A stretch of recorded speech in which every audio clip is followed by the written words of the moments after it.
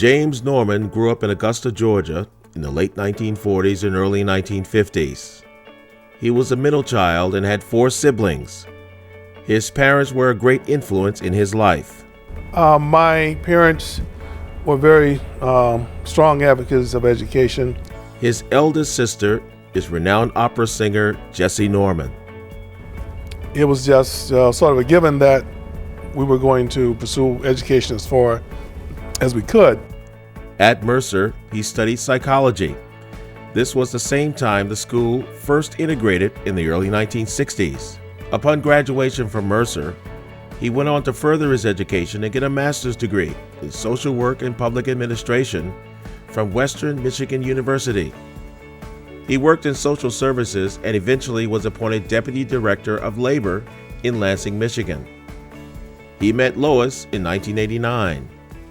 We had got engaged, decided to be married, and so on my side, my governor, Jim Blanchard, lost the race for governor in 1990 by I think 17,000 votes, and so my days were numbered being a deputy of the Department of Labor.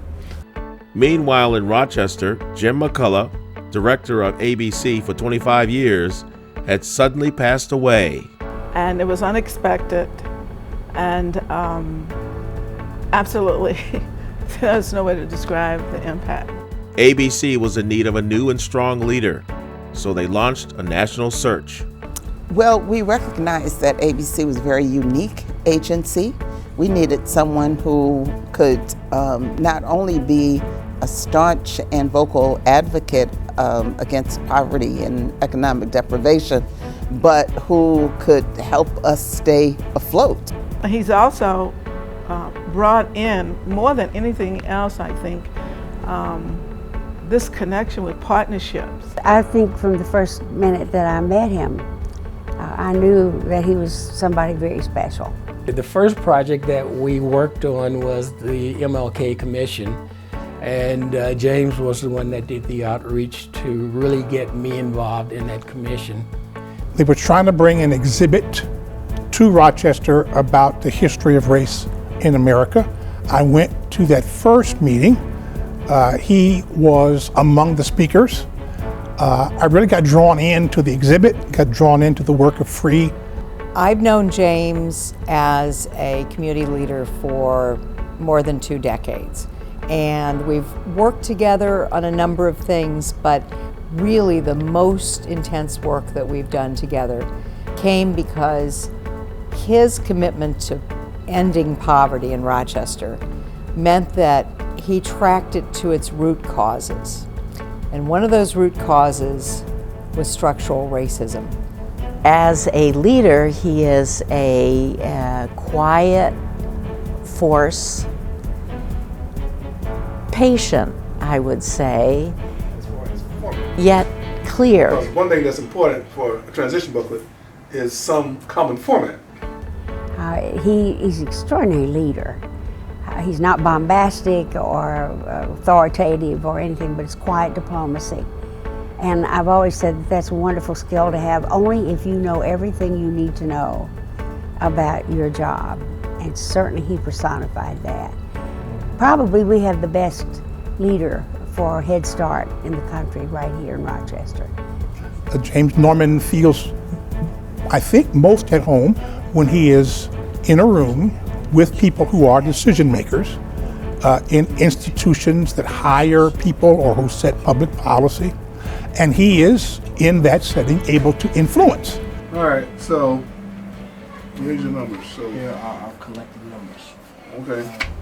What I've learned about Mr. Norman over the years has been his passion for the community, but also his ability to be fair. James is all about we, not me. And that explains a lot of his quiet ability to pull people together, because it is always about what all of us are going to do, because we are all in this together. I always learn something from James. I really appreciate his wisdom. He's been a real mentor to me on a lot of levels in a lot of different ways over the years. And I've seen how he similarly had that effect on so many people, whether it's his staff, the community that we serve at ABC, and so many others. In addition to my day-to-day at ABC, I've also been involved in a number of civic organizations, cultural organizations as well.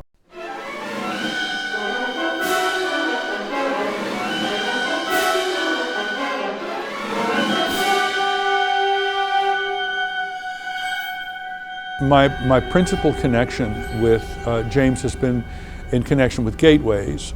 We worked closely together. He's the vice chairman of the board. I chair the board, and he's vice chairman of the board. And so we worked closely with the festival's founder, ARMENTA Hummings, and to James goes a considerable amount of the credit for the organizational success of that important festival, which is one of its kind in the United States. Well, I'm a member of the Omega Psi Phi Fraternity Incorporated. Been a member for over 30 years.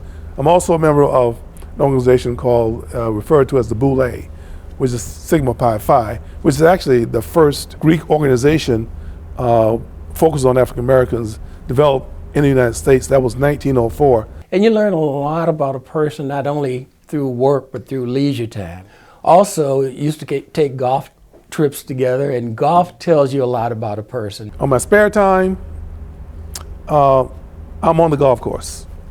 So if you're trying to get me on a Saturday, Sunday, every now and then, I have to go to church, I'm probably on the golf course. What I'm going to do is share with you some of the activities that we've engaged in over the last year. I would say I found myself to be maybe more resilient than I thought. When I came and took the shoes that had been filled by James McCollough from 1967 to 1992, I kind of looked at that. That's a long time. Under Mr. Norman's leadership, with effective funding campaigns, ABC grew and expanded to become a first-class community organization, offering a number of vital services addressing the needs of lower-income individuals and families in Monroe and Ontario counties.